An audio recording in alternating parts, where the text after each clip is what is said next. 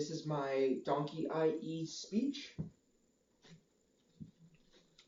The horse has long been a companion to humans dating back several hundreds of years. Horses and humans have interacted in a wide variety of sports competitions, non-recreational sports pursuits, as well as other things like agriculture and even therapy.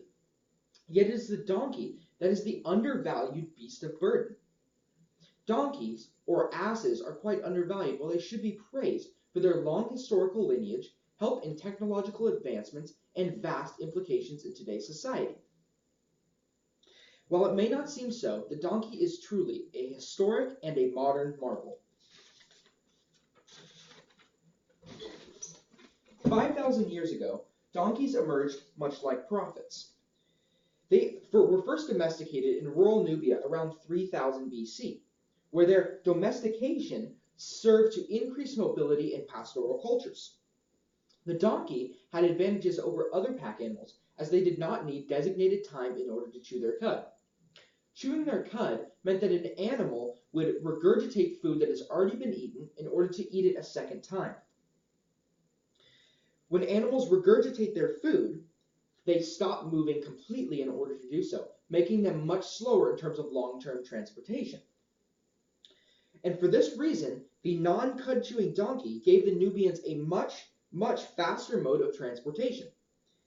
Also, later on down the road, Nubian breeders found that by crossbreeding the donkey and the horse, the mule could be created. This seemed to be the first implication of genetic engineering.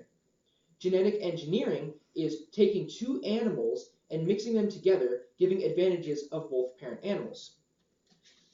The mule is much stronger than the donkey, yet the donkey had a life expectancy of over 50 years. 50 years, that is double the life expectancy of the mules. Also, the donkey is much smaller and requires less food. Thus, the donkey empire migrated to Egypt in 2700 BC. In Egypt, between 2675 and 2565 BC, wealthy members of Egyptian society were known to own and use donkeys.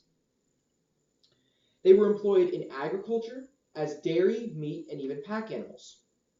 In 2003, the tombs of 2 Egyptian pharaohs were evacuated, and 10 skeletons of donkeys were found prepared and wrapped in a way of high-ranking officials.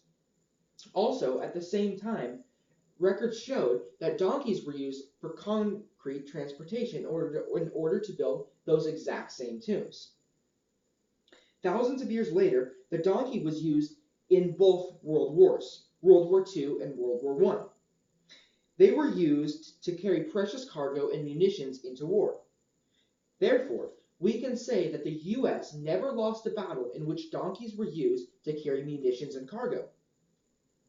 This ultimately altered the course of war and ultimately altered the course of history.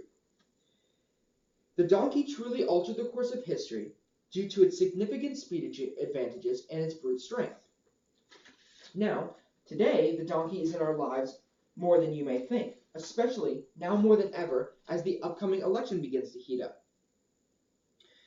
The donkey represents the Democratic political party, as you guys probably know.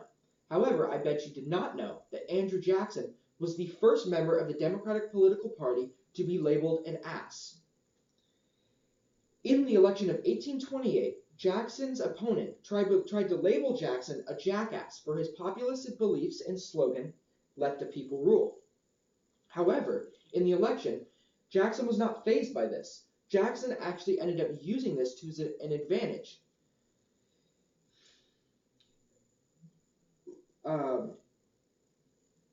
The donkey is everywhere we look, both above ground and below, symbolizing both the depths of hell and Jesus Christ. For example, the donkey has a long-standing history in the Bible. Palm Sunday and during the birth of Jesus Christ. On Palm Sunday, Jesus rode a donkey into Bethlehem, as shown by this picture, just before his crucifixion. At the same time, the donkey was considered one of the 7 dangerous creatures the soul would meet on its journey through hell, as seen here. Noah and his sons in the Genesis book, chapters 6 through 8, had to drag the donkey into the ark, overcoming the donkey's extremely stupid resistance. And at one point during the book, Noah's son furiously shouted at the donkey, "Oh, you devil, why won't you come into the ark?" as he pulled the donkey with all his might. Ever since then, the donkey was seen as a creature of the devil. And as you can see, these beasts of burden truly stand for more than just smelly midget horses. The donkey, pound for pound, is much stronger than the horse. Also, their small size means that they required less food and were more portable. These characteristics make the donkey extremely, extremely versatile in transportation and hard backbreaking labor. Yet, since the rise of modern technology, their power has become undervalued in a society that is dominated by machine. Yet, in parts of the world where this modern technology is not found, the donkey's power becomes essential for long-term transportation, hauling, and operating machinery.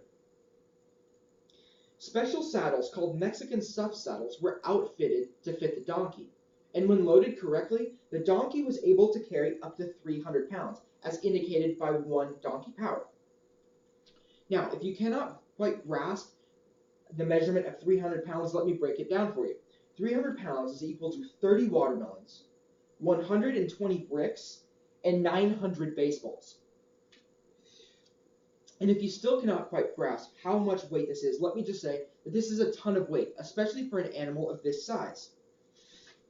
The brute strength of the donkey makes tasks like building houses, operating machinery, and transportation a breeze when we consider the alternative, which would be pure manpower. Although many people do not see the donkey as much of a value in today's society, you must realize that somewhere far, far away from here, the donkey's power is being used to make someone else's life much, much easier. Although not cute or necessarily friendly, the donkey does have its place. This animal never ceases to amaze me, as its history, symbolism, and implications today are practically unparalleled in terms of all other farm animals. We can conclude that the donkey may be no show pony, but they are true workhorses. Thank you.